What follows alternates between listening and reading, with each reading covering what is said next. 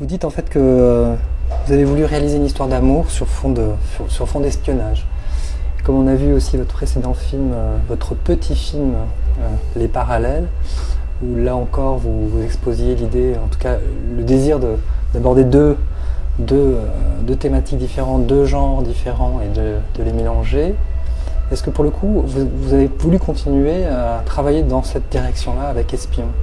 Oui, j'avais l'impression qu'il y avait quelque chose qui se dégageait des parallèles, qui me ressemblait en tout cas, et qui me correspondait bien. Et je me disais, après l'avoir fait, il faudrait que je poursuive dans cette veine, mais que je me donne les moyens de poursuivre dans cette veine. Donc il faut que je trouve un récit, un climat, un environnement qui puisse me permettre de continuer comme ça à travailler sur un cinéma qui... C'est pas grave. De travailler sur un cinéma qui soit à la fois extrêmement dessiné, je dirais, et très cadré comme ça, et en même temps assez spontané, où il y a de la place pour des accidents, de l'étrangeté, et donc c'est comme ça que j'ai eu l'idée d'Espion. Est-ce que l'idée de partir filmer en Angleterre, c'était déjà dès le départ aussi pour approcher de manière un peu plus anglo-saxonne justement l'idée du genre? Oui, je me disais que le genre, il ne faut pas se faire de fausses idées. Il n'y a eu qu'un seul Jean-Pierre Melville, il n'y en aura pas deux ni trois. Et que Jean-Pierre Melville, c'est une espèce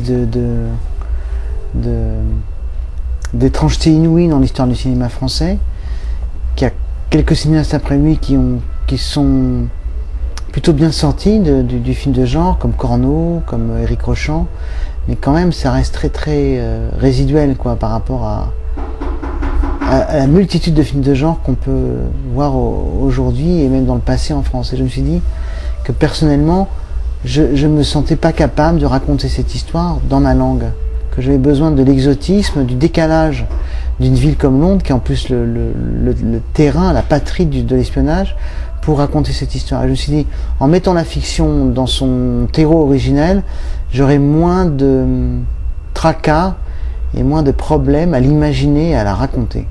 Et la langue m'a permis du coup, en anglais de traiter l'espionnage et en français de traiter la psychologie. Alors du coup, attendez, allez-y. Vous allez monter dedans? Oui, on coupera si l'habitude de...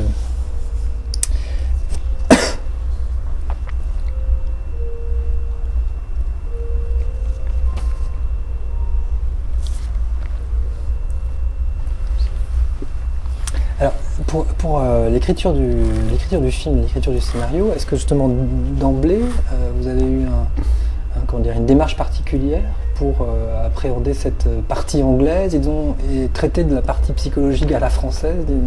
Comment vous êtes débrouillé? Est-ce que vous allez écrit sur seul. place ou... C'est un scénario que j'ai écrit seul, sans producteur, dans un état comme ça de mise en danger un peu absolu, quoi.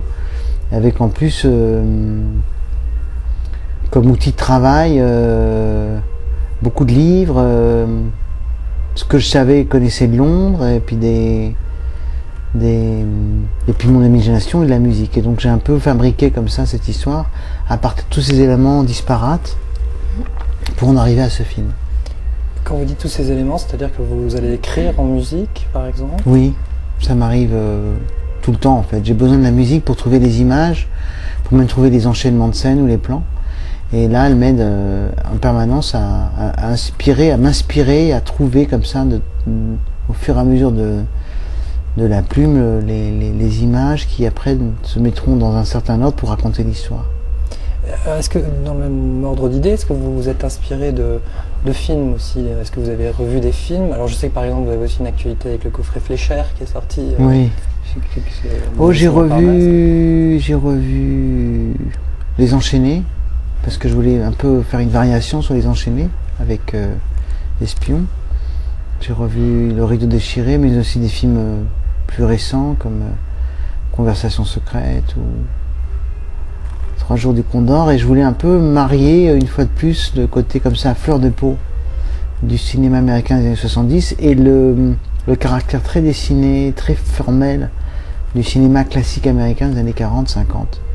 Je voulais un peu être dans les deux registres tout le temps, sans faire un film tiède, mais en faisant un film qui soit à la fois très sur le contrôle et en même temps sur le lâcher prise, quoi.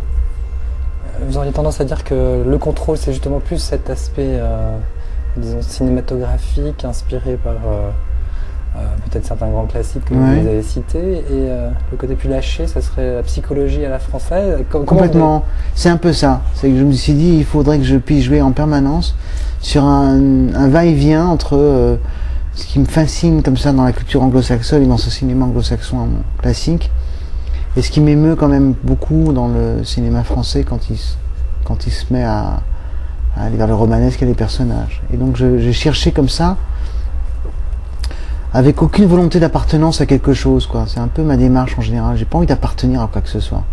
Pour ça, j'ai des amis cinéastes, mais j'ai pas de bande. Je fonctionne plus par affinité que par clan. Et du coup, ça se retrouve peut-être dans ce que je fais. C'est-à-dire que j'avais pas envie que le film soit trop enraciné dans quelque chose ou quelque chose d'autre. C'est pas un non-choix. C'est une manière pour moi de pas faire quelque chose qui me sclérose et qui peut après me rejette carrément, parce que c'est pas du tout mon style. Donc je voulais construire quelque chose qui me ressemble et qui soit effectivement un peu hors norme, quoi, par rapport à ce qu'on attendrait d'un premier film, par rapport à ce qu'on attend ou d'un film d'auteur ou d'un film de genre. Mais je l'assume, ça, je l'assume plutôt comme une espèce de revendication que comme un entre-deux, quoi. Pas du tout, en tout cas. Pour le coup, on retrouve entre Les Parallèles et Espion la même actrice au centre du film. Elle semble vous inspirer beaucoup de choses. Est-ce qu'elle était déjà dans votre esprit dès le départ, Géraldine, oui, j'avais écrit le rôle pour Géraldine parce qu'on avait envie de retravailler après Espion, que c'était plutôt bien passé, et que c'est une actrice qui, quand elle arrive sur un rôle, a pas de bagage. Et c'est bien quand on veut faire un film un peu romanesque, un peu classique même, d'avoir une actrice dans le cinéma français qui n'arrive pas dans le rôle auréolé ou encombré par les rôles qu'elle a déjà fait auparavant au cinéma. Alors, on dit de Géraldine qu'elle est un peu discrète, ou qu'elle fait des rôles plutôt comme ça discrets, mais moi je pense qu'elle a une grande capacité de se renouveler, et que chaque fois qu'elle fait un nouveau film, c'est comme si elle pouvait tout remettre à zéro et recommencer comme si de rien n'était. Elle s'offre un peu au metteur en scène avec qui elle travaille comme une page blanche, et moi j'aime bien ça. Je trouve c'est intéressant pour un metteur en scène de pouvoir redéfinir quelque chose. Et les personnages qu'elle joue dans Les Parallèles et dans Espion sont très différents. Ils sont très différents. En même temps, ce sont quand même deux femmes qui semblent... Enfin, il y a beaucoup de fragilité. Est-ce que ça... Chez l'une comme chez l'autre. Ouais. Ce que j'aime chez Géraldine, c'est qu'elle a une capacité à jouer les silences et à jouer les regards. C'est pas donné à tous les acteurs et à toutes les actrices. Et comme elle a vraiment un art de ça, une maîtrise de ça, en tant que metteur en scène, c'est un bon support, parce qu'on peut aller très loin dans des séquences où rien n'est dit, où tout doit être montré. Et ça m'aide moi aussi à écrire des séquences qui sont plus mutiques. Pas trop bavardes, pas trop... Et vous ne pensiez pas déjà à Espion quand vous avez fait ce petit film Je pensais quand même à tout ce cinéma que j'aimais, et c'est vrai que Les Parallèles étaient déjà un peu sous influence d'Hitchcock. C'est-à-dire que j'aimais beaucoup l'idée de la fiction. D'ailleurs, mon producteur des Parallèles, qui est un mec formidable, qui s'appelle Mani Mortazavi, me disait pendant qu'on regardait les rushs, il me dit, tu vois, il y a de la fiction là-dedans, il y a de la fiction. Et ce désir de fiction, il passait pour moi par effectivement une forme qui empruntait plus à des codes, alors certains diront des clichés, tant pis, du passé qu'à des trucs d'aujourd'hui, quoi. Parce que je crois pas trop aux trucs du moment, parce que les trucs du moment sont condamnés à disparaître, à être démodés. Et alors, quels sont les codes que vous avez dû respecter justement dans Espion ? La filature à pied, le règlement de compte dans le parking. Il faut comme on dit en musique, des codas. Il faut qu'il y ait un moment où ça monte, pour qu'on puisse après redescendre. C'est pour ça que je me suis dit, le mieux c'est que le film commence de façon très brutale, sans qu'on s'y attende, de manière à ce que le spectateur se dise, oula, qu'est-ce qui s'est passé, et qu'on puisse nous-mêmes prendre le temps de souffler. Et donc pour prendre le temps de souffler, on accepte les moments de creux, que je compose pas comme des moments de creux, mais comme plutôt des rythmes plus lents. De même, la bagarre vient après, au bout de, je sais pas, 10 minutes. Elle nous stresse suffisamment pour qu'on puisse après aller à Londres, être dans Londres, et vraiment après commencer à se mettre dans le film et dans son rythme. Mais je jouais sur ces montées et sur ces descentes dramatiques pour à la fois respecter les conventions du genre et puis aussi pour pouvoir avoir un rapport avec le spectateur où je dirais presque c'est quelque chose que je lui dois et en échange il peut faire un pas vers le film. Et ça m'est venu aussi de Vertigo, qui est un film que j'adore mais qui est un film très contemplatif, très lyrique. Et Hitchcock, il a cette idée géniale, c'est qu'il commence le film à toute berzingue avec une poursuite sur le toit, un mort, etc. Et c'est comme s'il donnait tout de suite au spectateur le film qu'il attendait pour ensuite faire le sien. Et je trouve qu'il faut faire ça quand on est metteur en scène. Il faut quand même toujours donner au spectateur ce qu'il attend et après faire son film. Et ce sens du rythme là, en fait, c'est ce qui vous tient pendant le tournage. Comment ça se passe? Est-ce que c'est... Moi, j'écoute de la musique, j'essaie d'être très, très à l'écoute de ce rythme et puis avec... le temps, comme j'ai fait beaucoup d'émissions sur Radio Nova sur la musique de film, ça devenait quand même une véritable obsession, l'idée du rythme. Sachant que pour moi, le rythme n'est pas forcément rapide, hein, il peut être binaire, il peut être tertiaire. Il y a toutes sortes de rythmes. Hein. Il suffit d'avoir le bon rythme pour la scène et ça va, quoi. Et en même temps, en dehors du rythme, il y a aussi, comme dans la musique, beaucoup de lyrisme. D'ailleurs, votre attention à l'utilisation de la musique chez vous n'est jamais dénuée d'ailleurs de certaines envolées, mais qui font peut-être référence à effectivement certains films d'Hitchcock, mais en même temps qui révèlent quelque chose de l'ordre du ressenti que vous avez envie d'exprimer.